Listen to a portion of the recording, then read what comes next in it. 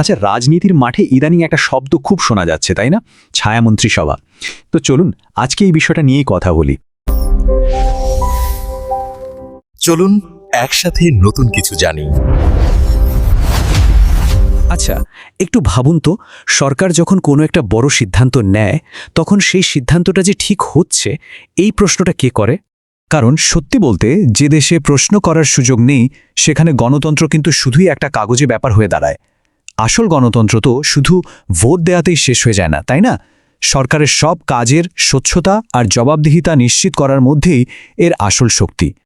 আর এই প্রশ্নটা যখন করা হয় না তখনই জন্ম নেয় প্রশ্নহীন ক্ষমতা। আর এই প্রশ্নহীন ক্ষমতাকে একটা কাঠামোর মধ্যে আনতেই কিন্তু ছায়া মন্ত্রিসভার ধারণাটা এসেছে। তো বারবার যে বলা হচ্ছে ছায়া মন্ত্রিসভা, এই জিনিসটা আসলে কি? চলুন তো একটু সহজ করে ব্যাপারটা বোঝা যাক। সহজ কথায় বললে ছায়া মন্ত্রিসভা হল বিরোধী দলের সিনিয়র নেতাদের একটা টিম।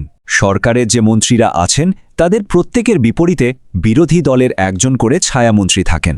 তাদের কাজ হল সরকারি মন্ত্রীদের কাজে নজর রাখা, তাদের নীতির গঠনমূলক সমালোচনা করা, আর সবচেয়ে গুরুত্বপূর্ণ হল বিকল্প পলিসি বা নীতি তৈরি করা।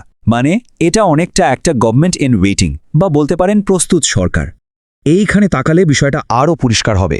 দেখুন, একদিকে সরকারি মন্ত্রিসভা যাদের কাজ হলো দেশ শাসন করা, পলিসি বানানো, আর ঠিক তার পাশেই ছায়া মন্ত্রিসভা যাদের কাজ হলো সেই শাসনকে পর্যবেক্ষণ করা, পলিসিগুলোকে বিশ্লেষণ করা আর সমালোচনার মাধ্যমে আরও ভালো করার পথ দেখানো। একজন ক্ষমতায় আরেকজন ক্ষমতার জন্য প্রস্তুতি নিচ্ছে। এখন মনে হতে পারে এটা কি কোনো নতুন আবিষ্কার? একদমই না। যুক্তরাজ্য, কানাডা, অস্ট্রেলিয়ার মতো অনেক দেশেই, বিশেষ করে যেখানে ওয়েস্টমিনস্টার বা ব্রিটিশ সংসদীয় গণতন্ত্র চালু আছে, সেখানে এটা একটা খুবই কমন আর সফল প্র্যাকটিস। সরকার আর বিরোধী দল সংসদে মুখোমুখি বসে আর একে অপরের কাজের চুলচেরা বিশ্লেষণ করে।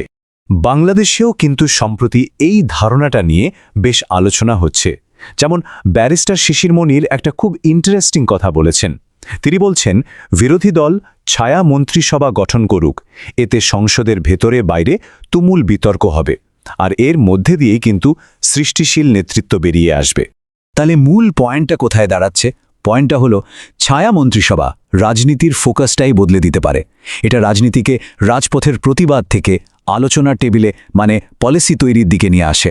মানে রাস্তায় নেমে গাড়ি ভাঙচুরে রাজনীতির বদলে শুরু হবে বুদ্ধির, পলিসির আর জবাবদিহিতার রাজনীতি। তথ্য আর যুক্তি দিয়ে লড়াই হবে, শুধু স্লোগান দিয়ে নয়। ধরুন বাজেটের কথাই বলি। সরকার হয়তো একটা মেগা প্রজেক্টের জন্য 1000 কোটি টাকা বরাদ্দ করল।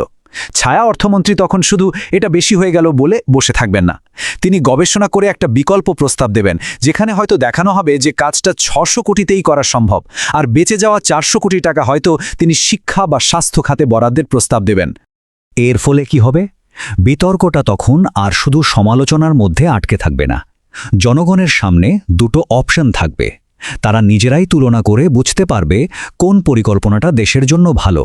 আর এভাবেই কিন্তু সরকারের অদক্ষতা বা দুর্নীতির বিষয়গুলো যুক্তির মাধ্যমে সামনে চলে আসে। তো এই যে এত কথা হচ্ছে, এর আসল সুবিধাগুলো কি? একটা দেশের জন্য, সাধারণ মানুষের জন্য এর বেনিফিটগুলো কি হতে পারে? চলুন সেটাই দেখি। প্রথমত, এটা সরকারের জবাবদিহিতা নিশ্চিত করে, একটা ওয়াচডগের মতো কাজ করে। দ্বিতীয়ত, শুধু সমালোচনা নয়, বিকল্প প্রস্তাবও আসে, ফলে পলিসিগুলো আরও উন্নত হয়। তৃতীয়ত, যারা ছায়ামন্ত্রী হিসেবে কাজ করেন তারা কিন্তু ভবিষ্যতের জন্য দারুণভাবে তৈরি হন, যা দেশকে অভিজ্ঞ নেতা দেয়।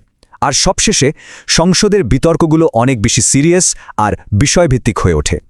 কিন্তু আইডিয়াটা শুনতে যতটা চমৎকার লাগছে, বাংলাদেশে এটা বাস্তবায়ন করা কিন্তু ততটা সহজ নয়। এর পথে বেশ কিছু বড় চ্যালেঞ্জ আছে। জানেন, এর আগেও কিন্তু এমন চেষ্টা হয়েছিল। 1996 সালে একবার উদ্যোগ নেওয়াও হয়েছিল, কিন্তু আমাদের রাজনৈতিক সংস্কৃতির কারণে, বিশেষ করে সংসদ বর্জন আর দলগুলোর মধ্যে পারস্পরিক অবিশ্বাসের কারণে সেই চেষ্টাটা সফল হয়নি। বিশেষজ্ঞরা মূলত 3টা বড় বাধার কথা বলেন। 1, আমাদের এখানে বিরোধী দলের সংসদ বর্জনের একটা সংস্কৃতি আছে। 2, বড় বড় পলিসি বিশ্লেষণ করার জন্য যে ধরনের গবেষণা দরকার, সেই সক্ষমতা রাজনৈতিক দলগুলোর মধ্যে এখনও পুরোপুরি তৈরি হয়নি। আর 3 নম্বর এবং খুব গুরুত্বপূর্ণ একটা বাধা হলো সংবিধানের 70 অনুচ্ছেদ। এই অনুচ্ছেদের কারণে এমপিরা নিজেদের দলের সিদ্ধান্তের বাইরে গিয়ে ভোট দিতে পারেন না, যা একটা স্বাধীন বিতর্কের জন্য বড় একটা সমস্যা। তাহলে সব মিলিয়ে কি দাঁড়ালো? এই ছায়া মন্ত্রিসভার ধারণাটা কি শুধুই একটা নতুন রাজনৈতিক টার্ম নাকি এর চেয়েও বড় কিছু? আসলে এটা রাজনীতির একটা আমূল পরিবর্তনের প্রস্তাব। এটা ক্ষমতার লড়াই থেকে রাজনীতিকে নীতির লড়াইয়ে নিয়ে আসার একটা চেষ্টা, যেখানে শুধু জনপ্রিয়তা নয়, মেধা আর পরিকল্পনারও সমান গুরুত্ব থাকবে। যেমনটা বলা হচ্ছে, এটা প্রতিশোধের রাজনীতি নয়, বরং দায়িত্বের রাজনীতি। এর লক্ষ্য শুধু সরকারকে ক্ষমতা থেকে সরানো না, বরং দেশ চালানোর জন্য নিজেদের আরও ভালোভাবে প্রস্তুত করা। শেষ পর্যন্ত ছায়ামন্ত্রী সভা হল ক্ষমতার পাশে দাঁড়িয়ে থাকা এক সাহসী বিবেক। এটা প্রশ্ন করার সংস্কৃতিকে একটা প্রাতিষ্ঠানিক রূপ দেয়, যাতে সরকারের প্রত্যেকটা সিদ্ধান্তের পাশে দাঁড়িয়ে কেউ একজন সবসময় প্রশ্ন করতে পারে, এই সিদ্ধান্তটা কি আসলেই জনগণের জন্য সঠিক হচ্ছে?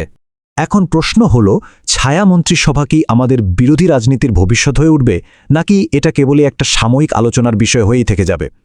এর উত্তরটা কিন্তু নির্ভর করছে আমাদের রাজনৈতিক দলগুলোর সদিচ্ছার ওপর। তারা কি দশকের পর দশক ধরে চলে আসা সংস্কৃতি ভেঙে নতুন পথে হাঁটতে প্রস্তুত? ভিডিও ভালো লাগলে সাবস্ক্রাইব করুন আর নতুন গল্পের সাথে থাকুন সুফিয়ানস স্টোরিতে।